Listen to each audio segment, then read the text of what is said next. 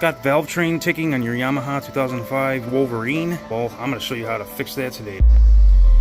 Alright, to make things easy, I'm going to get this gas tank out first and foremost. I might have to remove this plastic, but I'm going to try and get around it. But first things first, I'm going to remove this. So there's a couple bolts here. These were already missing when I bought the machine. So I added my own here, and I already took them out. It's just like a 10mm, but it's kind of pointless anyway because they're probably a different size from the manufacturer. First things first, disconnect your gas line from the gas tank.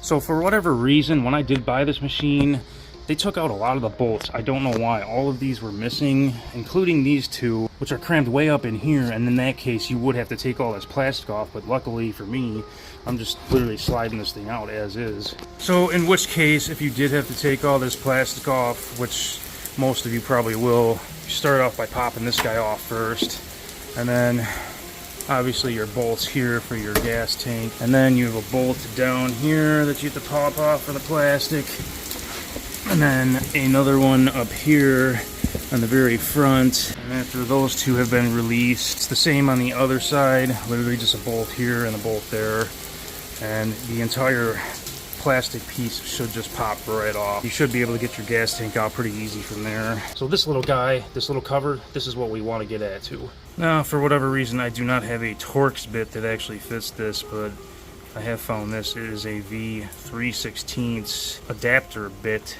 and it fits nice and snug in there. So I'm just going to go ahead and roll with this.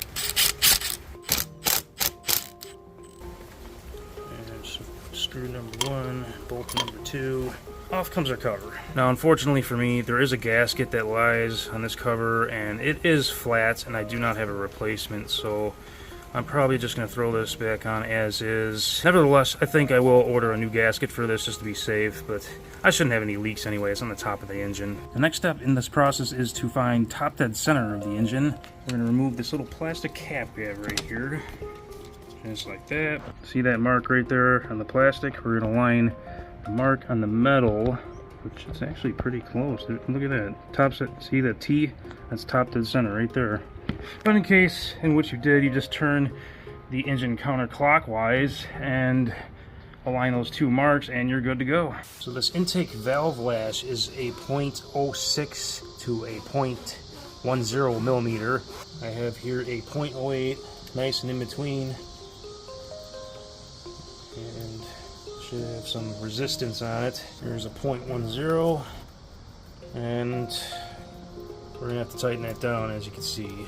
Here's your standard 10mm. Release your lock nut, and we're gonna tighten this little square down by hand. You can literally do this by hand, just a pinch. Lock her back up. And test again with your 0.08. Now the 0.08 doesn't fit at all, so I'm going to release it a little. Same process, it's a little tedious, but you will get it at some point. I'll go back a little, counterclockwise, and then we'll crank this down a little. The 0.08 again, and there you go, 0.08. I'll see if the 0.10 fits. And it does not, and now you know you are perfectly in spec, so I'm going to keep it right at 0.08. It's right between 0.06 and 10. You are good to go. Crank that nut down. Bada bing, bada boom. Throw on my dust cover. So no gets in there. You really can't screw this up, but really the bolts only align one way anyway. I am going to crank these back down by hand too, so I don't over tighten them. And if you ever need a cheater way, this is a 1/4 inch. You can use a socket too for these little adapters. I don't want to over tighten these at all, so I'm doing it by hand because these do tend to break very easily.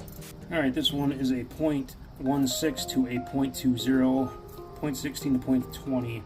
What I have here is a 0.178. It's the closest I could get to 0.18 because it's right in the middle. And this is just way off. I'm not going to bother testing higher. Alright, now your lock nut is loose. Now we're going to crank this clockwise to tighten her down. I'm going to go like half a turn. This one's pretty bad. Give our lock nut a quick crank just so it don't move on accident. 0.17 again. Looky there, it's still way off. Was the valve that was clacking too, so this is why I wanted to do this. It's pretty rough. Lock nut is loose. Clockwise, have to turn again. Cranker lock nut, a hair. That 17 doesn't want to fit now, so I'm gonna actually loosen it a little. I'm gonna go counterclockwise, just a quarter of a turn. Alright, I finally got it. 0.178, which is basically 18. I got resistance on it. It's about right where I want it. I'm gonna leave it as is. Reinstall our dust cover. So obviously, same thing, one way. Can't screw it up because there's 3 bolts.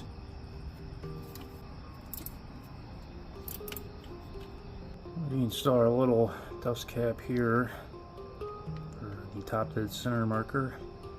And make sure there's no dust that gets into this entire system as you do this process.